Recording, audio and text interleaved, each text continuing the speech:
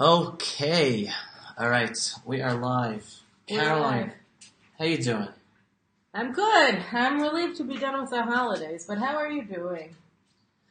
Whoa. It's a rough question. Your Which very I good know. friend Ari Fuld was murdered at the beginning of this holiday season, right Yeah. before Yom Kippur. So let's talk about what happened that day at Gush Etzion, and let's talk a little bit about Ari. Why don't I interview a little bit for a change? Well, okay. Ari. Well, first of all, I'm trying to keep Ari's voice alive. I took over his Facebook page. His followers loved him. He was very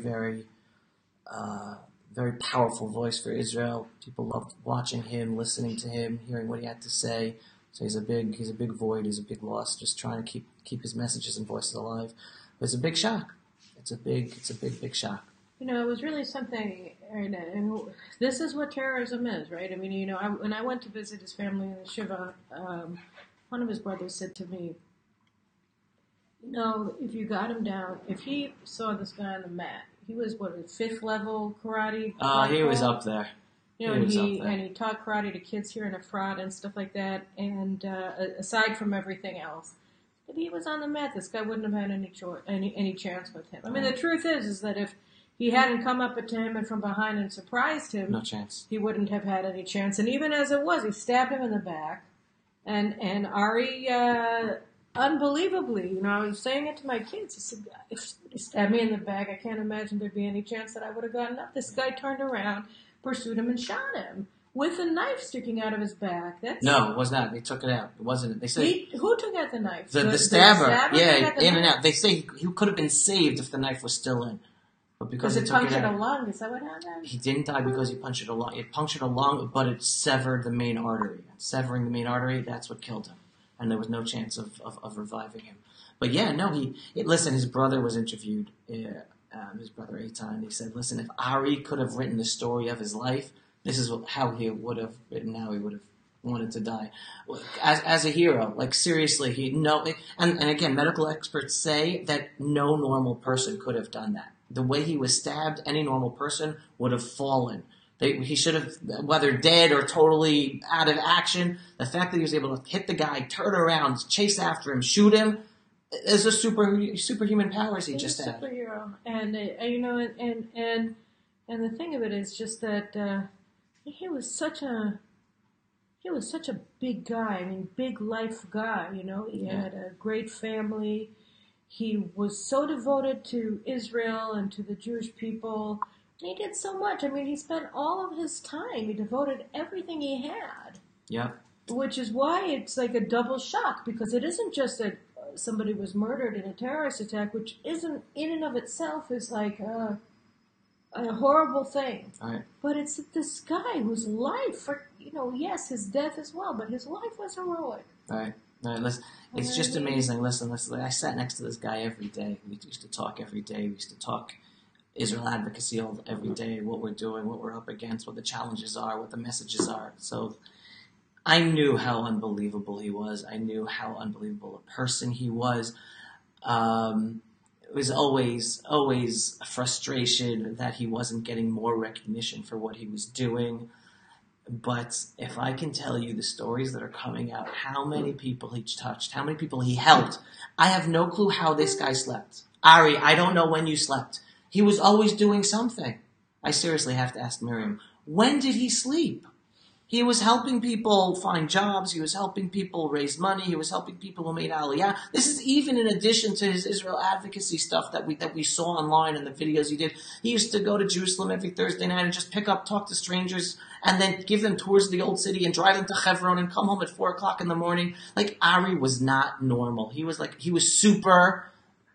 super person in so many ways that again, I have no clue how do you replicate that? You don't.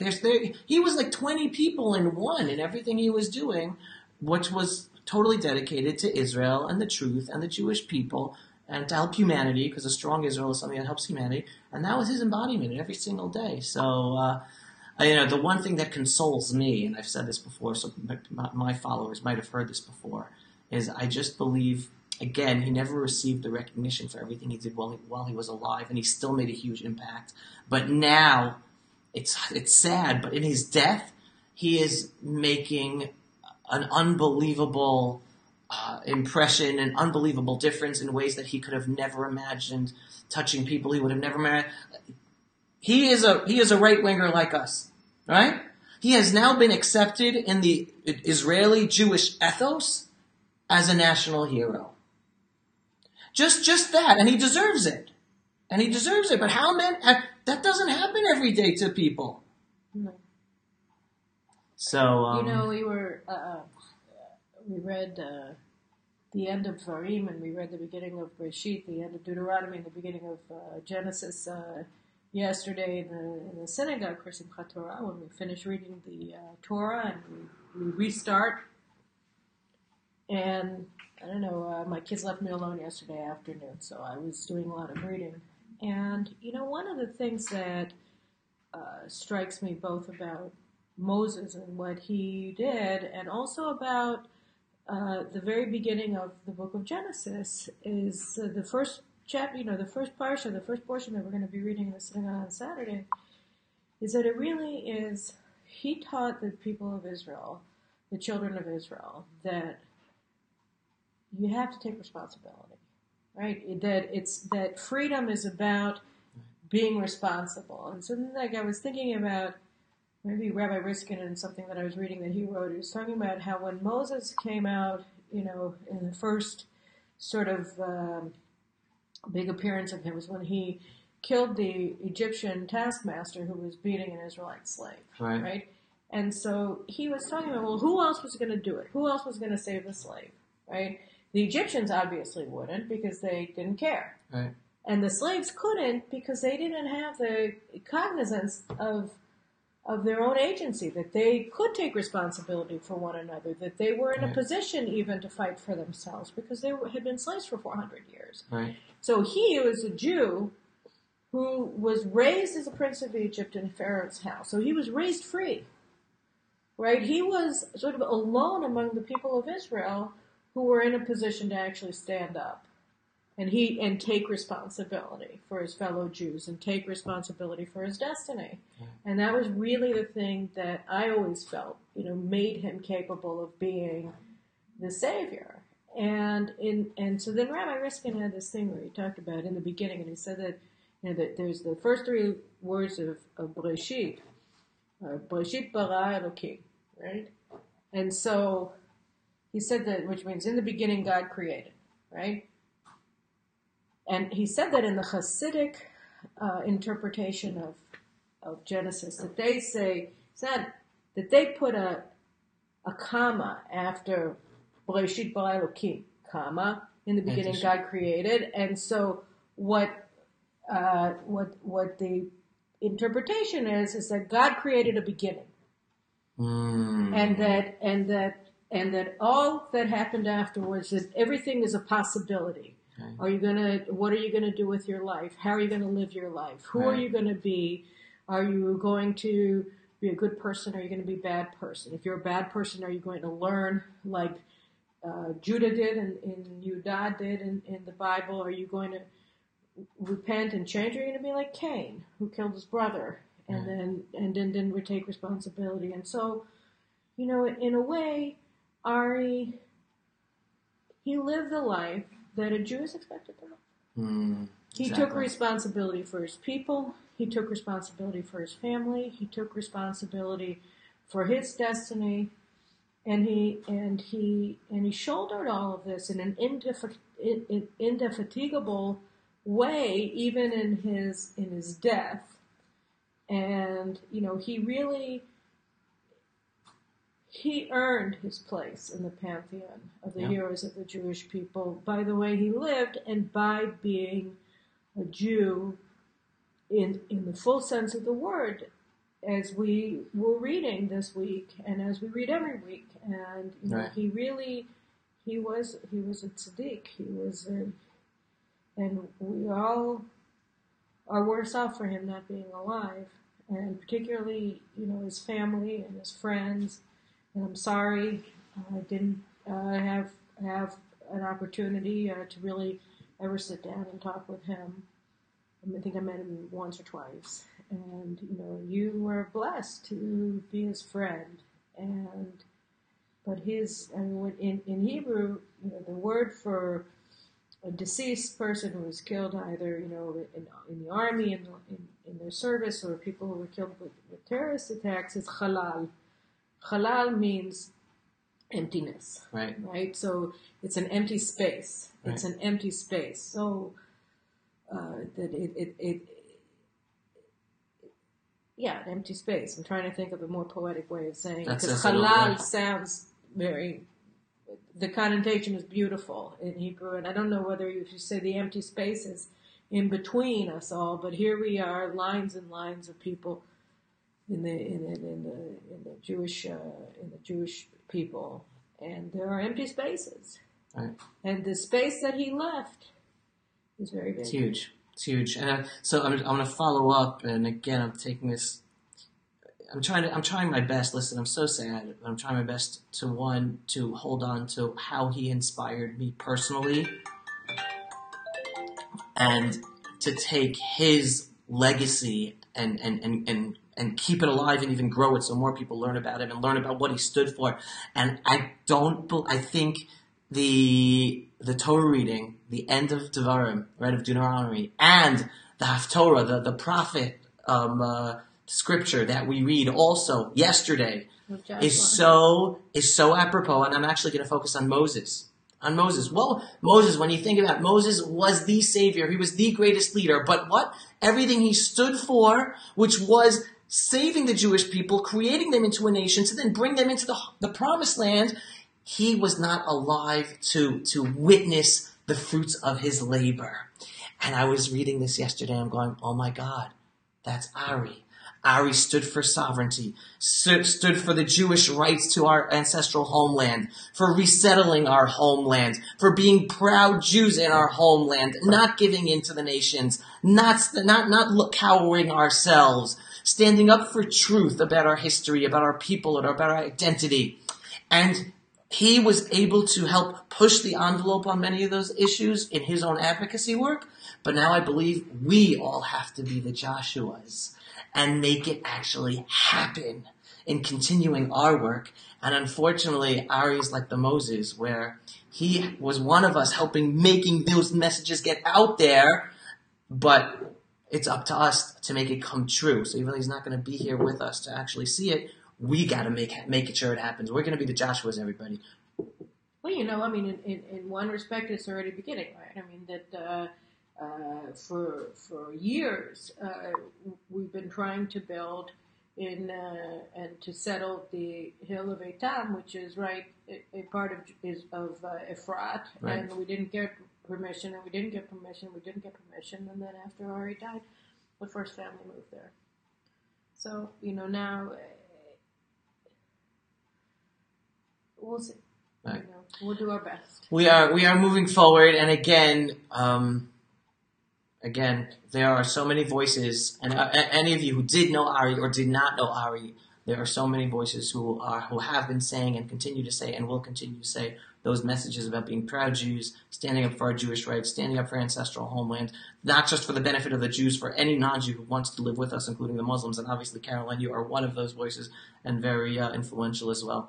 For you. So let's just, and here I think a very good segue is to talk a little bit about how his murder came about. Let's go for it. Because I think that, this highlights how important his work was and how important it is really to get the truth about Israel out there. Because the 17-year-old, I think, who plunged the knife into his back and then pulled it out, I don't remember his name anymore. He's from the town of Yatta, which is a known terror enclave. That town. Yeah, it's a breeding ground, or it's one of the most radical areas. The whole South Hebron Hills, that all of these crazy yahoos are saying, "Oh, the Jews are taking it over," and trying to take over the Jewish town of Susia. And all the rest of it, they're not paying attention to the fact that whole area, among other things, is just a hotbed for Hamas and Al Qaeda, and it also it sort of a very important focal point in the rat line of smuggling, whether it's terrorists, white slavers, drugs, whatever, that goes from the Sinai through the Negev, through the Bedouin communities in the Negev, past Arad and into the South Hebron Hills. And if you look over the area by Yatta, where this guy is from, Susia and that whole area, you can see the rat line. Mm-hmm. And so, Israeli control over the South Hebron Hills is essential from a strategic perspective to protect the south of Israel and also to prevent the massive penetration of war material from the Sinai, where you have a very huge ISIS presence and Al-Qaeda presence, through the Negev desert with Bedouin crime gangs, and into the South Hebron Hills, and then through Judea into Jerusalem, or up to Samaria and into the center of the country. So this is really a choke point, and one of the reasons why Hamas and others have been working so hard for so many years to radicalize the population there. So there are two notable things here. First is that we have to know that, when the EU says they want Palestinians to build in Area C, which is the area that Israel controls from a civil perspective as well as a security perspective, they're trying to expand Hamas control, among other things, of this choke point, so that when they're building these illegal enclaves, encampments, buildings, and you see them all with EU insignias on them because they're spending millions and millions of dollars to do this. This isn't just an issue of political warfare, and they know it. This is an issue of undermining Israel's security control of one of the most significant, all of Judea and Samaria is significant from a strategic perspective, but one of the most significant choke points in southern Judea. It is the most significant, you might even say, choke point for the infiltration of foreign terrorist material, weapon systems, and then other crime, drugs, white slavery, and other issues that are going through these areas. So this is actually a strategic strike that the Europeans are doing. Whose dimensions are primarily military and strategic rather than political. So when they say, "Oh, this is just a dispute. It's just a political dispute, and our position is legitimate just as everybody else's," no, this isn't a political dispute. This is a strategic play that they're playing against Israel in this area of Dura, Yatta. You're referring to the EU's political play? Yeah, this isn't political warfare. This is military. And it's specifically military.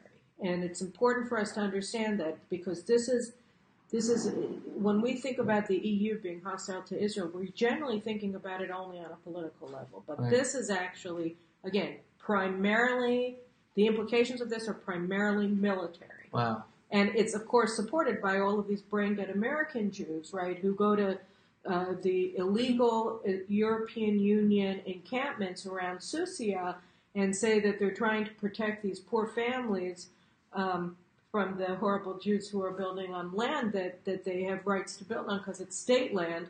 And the other thing that's important to note is that these radical anti-Israel Jewish-led NGOs, specifically B'Tselem, are deeply involved with this, because the person who's in charge of the Susia operation, the EU's operation in Susia, is one of the senior employees of B'Tselem. I can't remember his name, but this was part of the whole Ad Khan expose, where he and Ezra Nawi from Tayyush were setting up a Palestinian who wanted to sell land to Jews in that area to be killed by the Palestinian Authority because they wanted to get his identity so they could give it to the Palestinians, and they would then execute him for selling land to Jews.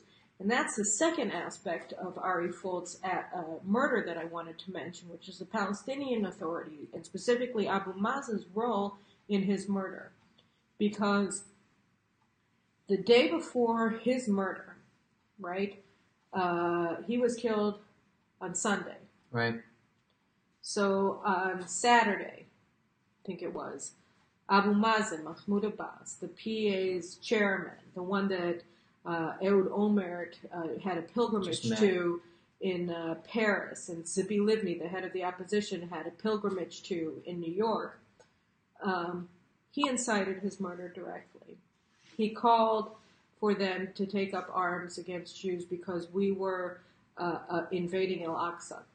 Right? He lied. I didn't hear this. He said this on this Saturday, the day before the murder? He gave a speech in Ramallah. I wrote an article about it in Breitbart. He gave a speech in Ramallah to the PLO Executive Committee, accusing Jews of Israel of allowing Jews to pray inside of Al-Aqsa Mosque, right? Which is where the holiest of holies is purportedly located, right? And of course, Israel never did that. Israel doesn't even allow anybody to go up to the. We get arrested for saying a blessing. For swaying back and forth. Right. For bringing a prayer book with us. Right. For saying Shema Yisrael. So they were singing Hatikva. Oh, really? Last week, someone sang Hatikva and got arrested and got thrown off the mountain. Yeah, that would be bad. So, so he lied at the speech, said that Israel had approved prayer for Jews inside of Al-Aqsa Mosque, and that and that Israel had to be. I don't remember what it was. You have to look at my article. I should have read it before our talk, but openly incited for the murder of Israelis as a result to protect Al-Aqsa, right? As he always does. This is how he incited the 2015 riots when he said that Jews were polluting Al-Aqsa with their filthy feet. Right. Remember? Right. So again, he's doing it. When they interviewed, and then his speech was prominently displayed as the top headline. Apparently, this was up in Gatestone Institute's website on Monday. Or Tuesday, it was written by Bassem Tawil. After the murder. And he said he incited the murder of American Israeli Ari Fuld. And then they said that he so Hamas, Islamic Jihad, and the PA's official media were all posting his speech about Jews praying in Al-Aqsa as the top story or whatever in their websites, and the writer explained that there's really no way that the murderer wasn't aware of it. He was absolutely aware of the incitement. He had heard it because after he murdered Ari, I think it was Palestinian Islamic Jihad, it might have been Hamas, announced that he had killed him to protect Al-Aqsa.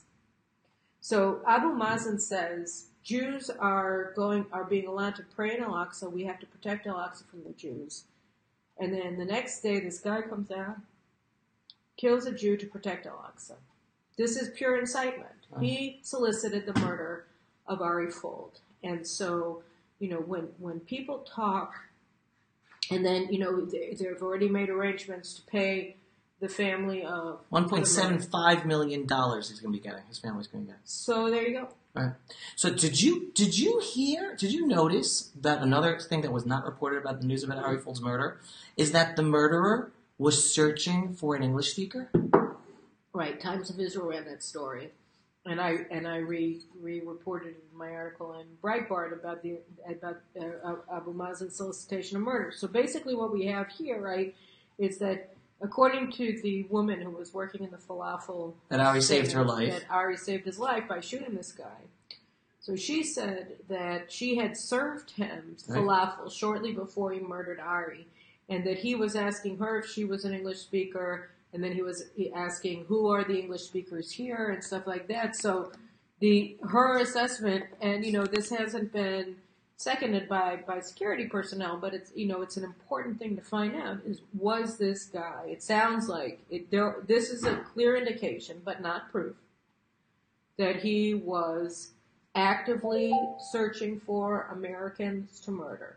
And so if that's the case, then equally, because since last December, when President Trump recognized that Jerusalem is Israel's capital and announced that he was moving the embassy, the Palestinian Authority has been inciting directly against the United States. And American embassy personnel, consular personnel from Jerusalem, who try to come to the Palestinian Authority, it happened in Bethlehem, it happened in Ramallah, are attacked by mobs and have to be pulled out by their security personnel, and they're not there because they're making war against the Palestinians. They're there because they're trying to help them.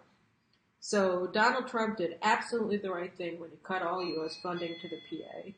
And, we just, these are people who have literally no chance of ever making peace with Israel. And that's, you wanted me to talk about UNRWA and how, But I just want to ask one last question about Ari Fuld in connection to the Palestinian Authority, then we'll go to UNRWA.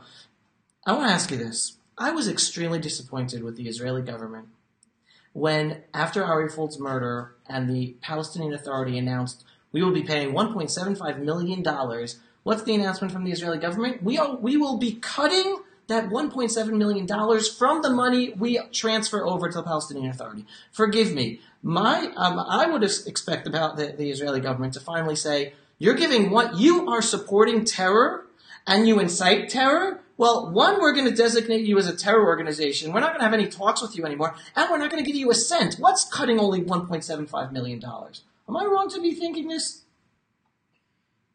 No. You're not wrong at all to be thinking of this. And I think, it's very clear that we have got to cut the cord on the Palestinian Authority. The time has come. The Americans are cutting the cord on the Palestinian Authority, and it's true that President Trump continues to say that he wants to have a peace process, he wants to have the deal of the century, and all of that, and you can't do it with these people. I mean, you just have to cut the cord. Abu Mazen, if you recall, in 2004, 2002, I think it was that President Bush gave his Rose Garden speech where he talked about the need for the Palestinians to get new leaders after they finally became convinced that Yasser Arafat was a murderer, and that he was responsible for the Palestinian terror campaign. So who did they decide was going to be the knight on the white horse, was going to come in and save the day? The Americans got 100% behind him. It was Abu Mazen. They forced Arafat against his will, at least his theatrical will, to appoint Abu Mazen to be the prime minister of the Palestinian Authority under Yasser Arafat's presidency. There is no position of prime minister. He forced him to accept him as prime minister. Bush and Condi Rice supported Abu Mazen along with Israeli brain-dead leftists the worst prime minister in Israeli history, Ehud Olmert, the second worst prime minister in Israeli history, Ehud Barak, and the absolute worst foreign minister in Israeli history, Tzipi Livni. Right? So all of them together with all of their friends and Meretz and the rest, they're all saying, oh yes, Abu Mazen, he's the great white hope. He's the great guy. He's a peacemaker. He's a man of peace. He's a man. There was never a scintilla of evidence to that effect. Not one. I mean, this is a guy who only has a record of support for terrorism, involvement in terrorism, finance of terrorism, virulent Nazi-like anti-Semitism, literally not one scintilla of evidence pointing to this guy being anything but a terrorist. But they wanted to believe, right? So now he's like 82 and doddering, and he had a health episode that we were all hoping he would die. Oh, I'm sorry, I'm not supposed to say that. But, what can I say? Right? I mean, this is a guy who pays murderers millions and millions of dollars, right? He's a murderer and a terrorist. He was supposed to die, he didn't die. And then everybody's in a Twitter about who's going to take over from him. Will it be Mohammed Dahlan, who set up the murder of the school children in Kfar Darom in 2000 when his forces put down an IED on the route of the school bus that was carrying the children, and with the intention of massacring them on their way to school. That was Dahlan and countless other terrorist operations that he was involved in. He is one great white hope. He's living in the UAE, and he has good ties with Sisi in Egypt, and the Americans are kind of wondering whether he's the way to go. Or there's convicted mass murderer, Marwan Barghouti, who's sitting in jail for 5 counts of murder. And it's only because our justice system is stupid that he didn't get the death penalty. But there he is. He's another prospective big winner, knight on white horse. And then who else? I mean, there are literally 0 people who are in the PLO or in Fatah who have any interest whatsoever of ever establishing a Palestinian state that will not be instead of Israel, but at Israel's side. Right. So 0. There are 0 people None. Empty set. No. Who are interested in this. And here we have Mr. Knight on Shining Armor number 2 after Yasser Arafat, who's inciting the murder of Israelis, who is inciting the murder of Americans, who hates Israel and says so every single day, who will fight Israel till his last dying breath, and he may just go on forever because the guy doesn't have any intention of leaving power. He's wholly corrupt. Aside from everything else, he's stolen hundreds of millions of dollars, lined his pockets and those of his sons with them. From American taxpayers, from EU taxpayers, from Japanese taxpayers, and from Israeli taxpayers. So everybody knows that this is over, right? Everybody knows it, but everybody's dancing around it because they don't want to admit it, and they don't want to say it, and they don't want to this, and what's going to happen afterwards, and our idiot general staff. I'm sorry, I'm calling people names today, but how idiotic do you have to be a major general who's been facing this cancer for the past 20 years, 25 years, and you can't figure out that we're better off without it? Right. What do they say? When you find that you've dug yourself into the hole, what is the first thing that you do? What's the first thing that you do? Stop digging! Stop digging! What are we talking about? Oh, we don't know what's going to come after Abu Mazen. Yeah, but we know that he's bad. So what do we care? Right? Let's stop giving legitimacy, giving money, giving land, giving whatever to a mass murdering terrorist who wants every Jew dead, who wrote his PhD thesis on denying the Holocaust and saying it was all a Zionist plot. And how many Jews did he say were killed? Like 100,000? I mean, come on. 100,000 were killed in one day. And we're giving him legitimacy. I mean, the fact that this guy, after Ari was murdered, was standing there at the UN General Assembly and given the respect of a king by all of these disgusting EU people who pretend they care about the lessons of Auschwitz, right? It makes you want to vomit.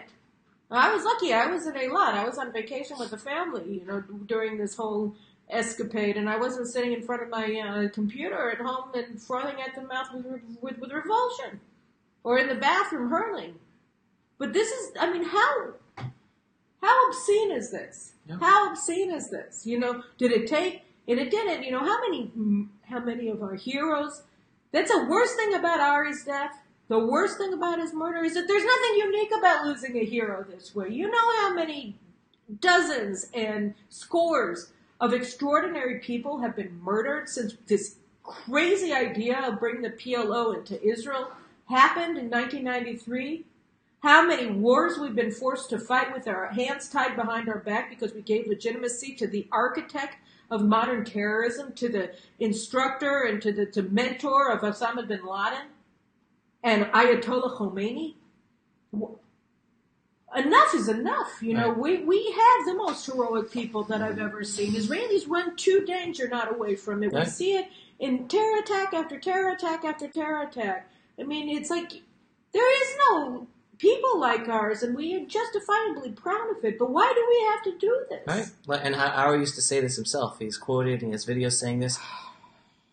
Not one more Jew should be murdered for us to learn the lessons we already know to stop it for once and for all. We always think that when somebody like Ari gets killed, this is going to do it. And then nothing does. And that's the thing that drives you crazy, And then you have to just keep fighting, keep saying, Abu Mazen is a terrorist, is a murderer. But the thing is that people don't care.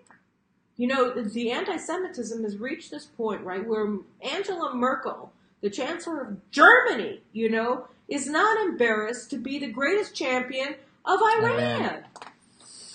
Are you kidding me? God. These people call openly for the Holocaust to be reenacted while lying about the Holocaust that her parents did.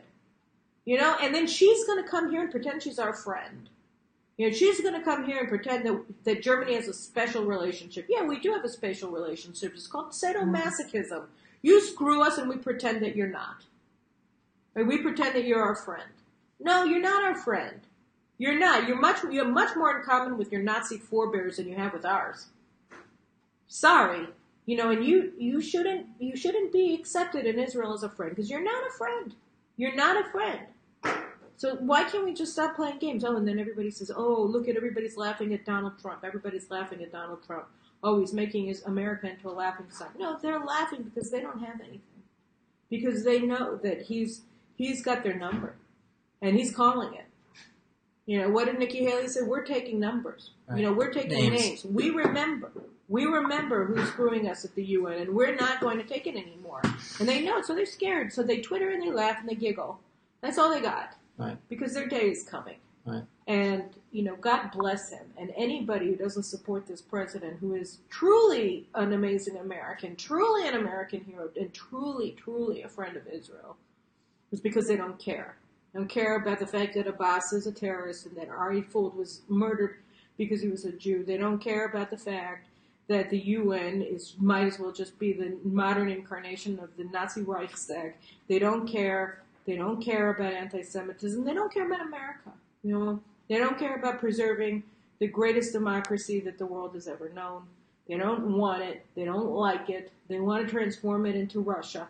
You know, I mean, that's why. Right. And it gets tiresome all the time to repeat the same things, and it gets tiresome to try to, you know, make sense of a murder and say that this is going to take us somewhere when you have 4 orphans now for no reason.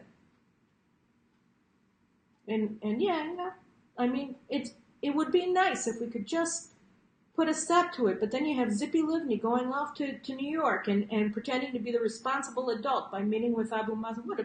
What a horrible person. How dare she?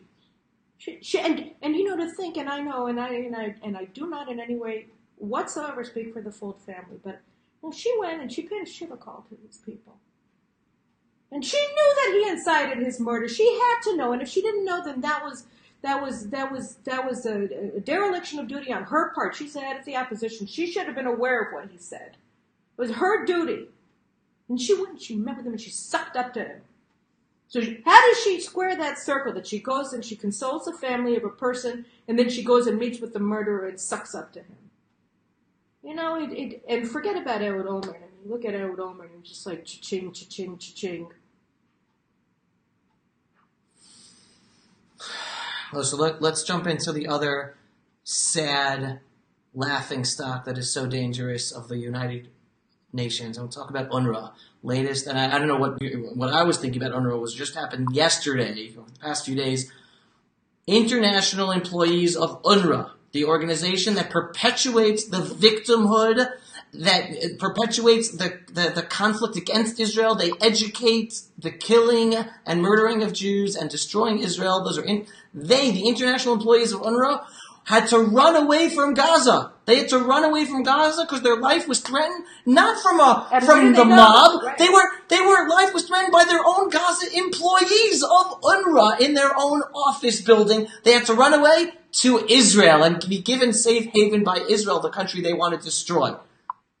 Love your insight, Caroline. What did we just witness? Why don't we just say it's not my insight? It's David Mamet, the playwright's insight. He wrote this book. I can't remember what it was called. I think it was specifically about anti-Semitism. I think that I read a few years ago. And my brain, you know, you have children, you have no brain anymore. But his basic he gave this example. He said, you take a plane full, and I'm going to ruin it, so I don't know David Mamet, but I apologize in advance for not doing it right. It's not doing it as well as you did. You take a plane load of leftists, you know, activists, and you put it over the skies of the Middle East, and then it's about to crash, and the captain says to the people on board, look, you know, our engines have gone, I have to have an emergency landing, and we're going to all die if I don't do this. We have 2 places where we can land, Syria and Israel. Show of hands. So all of these people, you know, who scream and yell and preen about how evil Israel is, 100% of them want to go to Israel, 0% want to go to Syria. Why? Duh. Right? Because we all know the truth, and we lie all the time in these stupid campuses and these stupid children, you know, and these whiny Jewish American spoiled rotten brats who run around saying, "Oh, it's so embarrassed, oh, occupation." They all know it's a lie, and if they don't know that it's a lie, it's because they don't want to know. And it's true, we have to keep advocating for Israel, and it's important to tell the truth, and it's important to educate people, and it's important to get it out, and it's important not to apologize and all the rest. But at a certain point, right, I remember the first time I wrote, I don't know if it was the first expose, there was a guy, David and Rael Isaac, I think, put out the first expose of the New Israel Fund years ago. And in the early 2000s, maybe in 2000, based on their work, I wrote another expose of the New Israel Fund in Makor Rishon, which basically gave all the same information that people have been regurgitating through the time. And so when I wrote it, there was still a sense that maybe the donors, I think it was like about 2000. When I wrote it, there was still some sort of an expectation, well, maybe if the donors to the New Israel Fund understand that what they're really doing is supporting the subversion of Israeli democracy in the name of championing it, then they'll stop giving them money. And there was always this sense, well, maybe for about 5 years, I still was able to hold on to that hope that if these people knew what they were doing, that they would stop, that they didn't mean it, that they weren't trying to undermine Israel. But at a certain point, the more came out, and the reports kept coming, and all of the evidence piled up, and all the evidence was known. You came to the conclusion that they support this. That actually, no, you know what? It's not that they don't know. It's not that they've been bamboozled. They haven't been bamboozled. This is what they want. Right. They want to undermine Israel. They don't want Israel to succeed. They don't want Israeli people to succeed. They don't want Israel to win its wars, to defeat its enemies. They don't want Israeli Jewry to revivify Judaism in the land of Judaism. They want it all to be loosey-goosey and whatever they want, and and made to order, along with their designer jeans. And that's what they want, and this is what they're signing up for, and they want to criminalize Israel.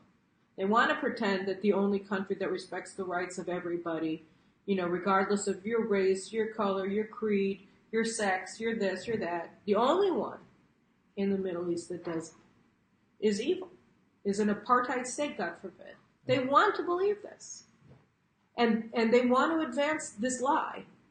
So, yes, advocacy is important. It's important to try to reach out, but I think it's mainly important, frankly, at this point, when you see the radicalization of the left, when you see how the Democratic Party, for instance, in the United States, is raising up openly anti-Semitic people like Keith Ellison and Louis Farrakhan and that lady from Queens, and, all of these people, and basically they're just Corbyn. They're just Corbyn with American accents. Right. When you look at all this, you have to say what we really need to do, and this really has been my focus all along, is strengthen the people who are already with us, because we have to win. Right. We have to be that light to the nations. We have to be strong, and we have to believe in ourselves, and we have to stand up for ourselves, and we have to fight for ourselves. Because if we learn nothing else from the refusal of the left to listen to reason, from the refusal of them, from Angela Merkel, to pay attention to the fact that it's really a bad idea to give Iran a nuclear weapon, The refusal of all these people to pay attention, you just have to say, okay, look, you're not on our side. You're on the other side. We get it. You chose a long time ago where you wanted to be. So now it's not about co-opting you. It's about confronting you. And now it's not about going to the UN and trying to, be nice to everybody. It's about going to the UN and shaming these people. Right. And at the same time, strengthening our people. Because if this is, if this is what's going down, and if this is how it's going to be, fine.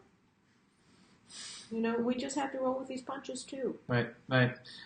Just to translate everything you're saying, and this is such an important message, I imagine mostly everyone watching you is someone who somewhat agrees with from my feed or your feed, somewhat agrees with the messages you're giving across. And the most important thing you can all take away from this is, first of all, be proud Jews. Stand up for the truth. Stand up for Israel. Don't be shy about it. For yourself, do it. For your children, for your community. And don't be worried about the flack you're going to get from your friends and family who have just drinking the Kool-Aid.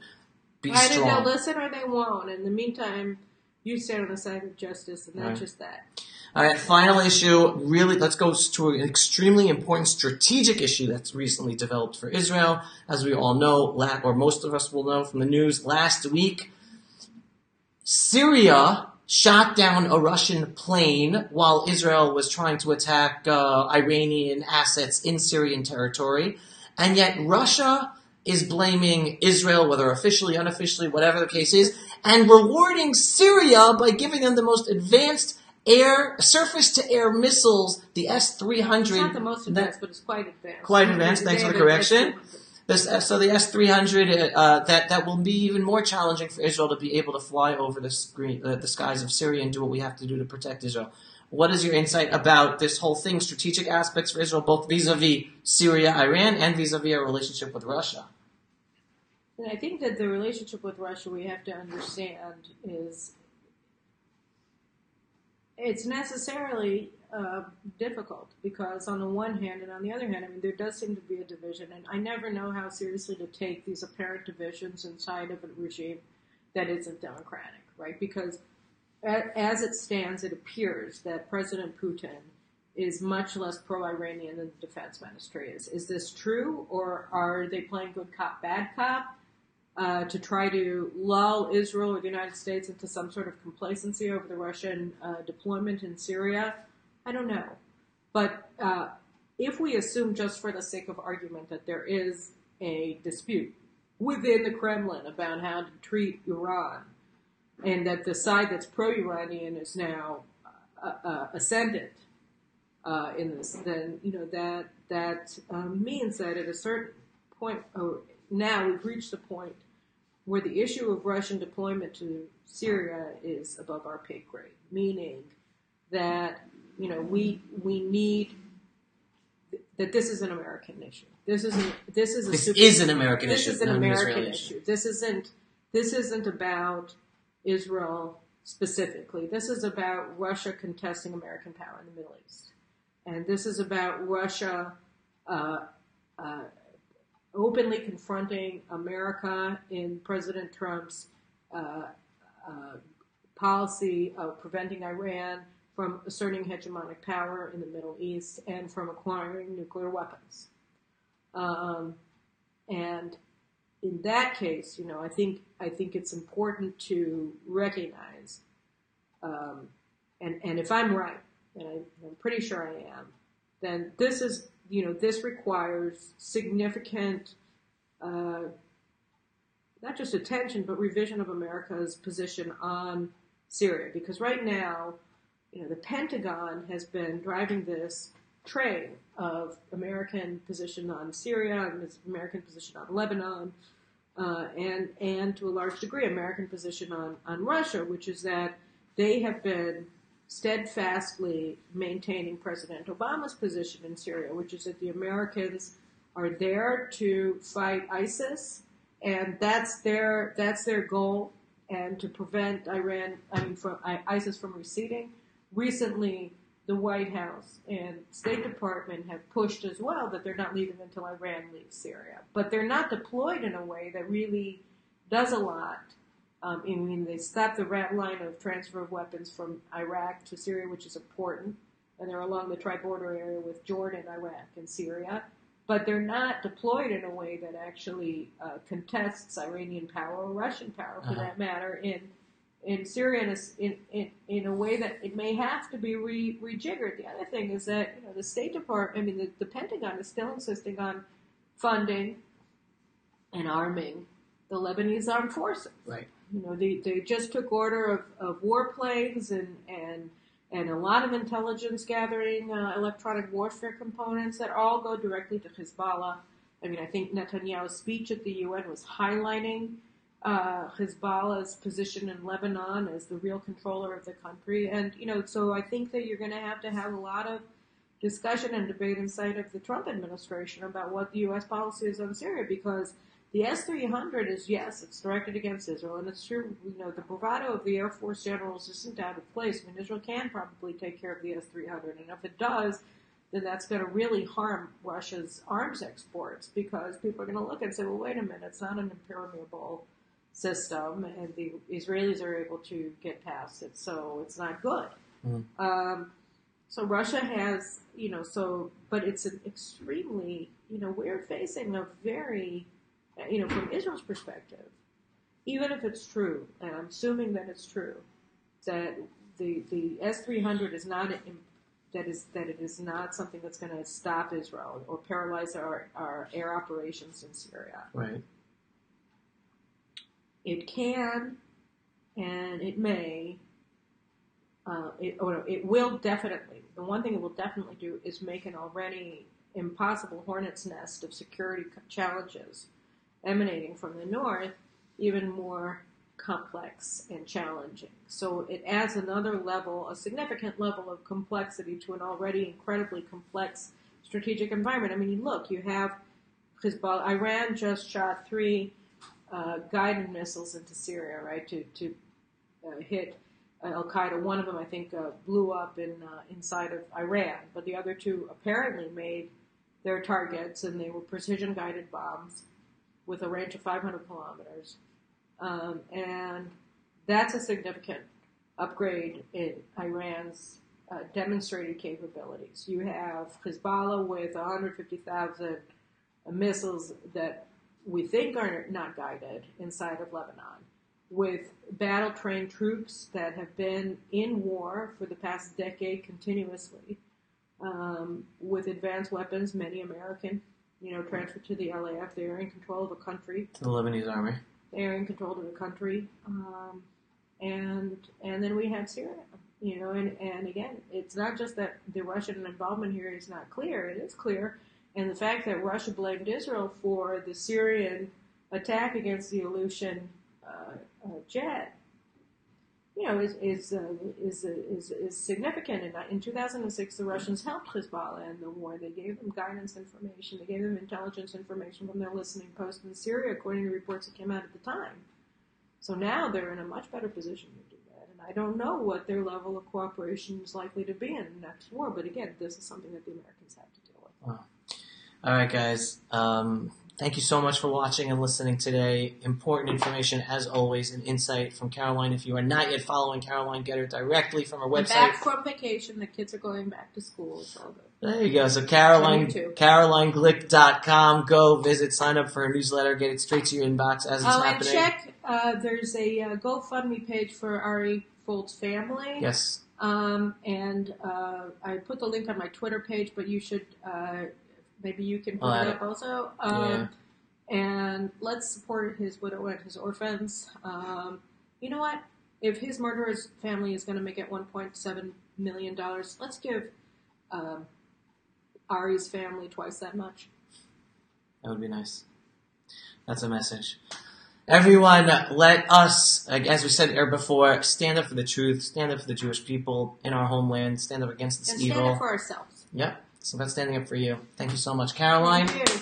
It should be a good year, a safe year, and let's everyone wake up as quickly as possible. Shalom, everyone. Bye-bye.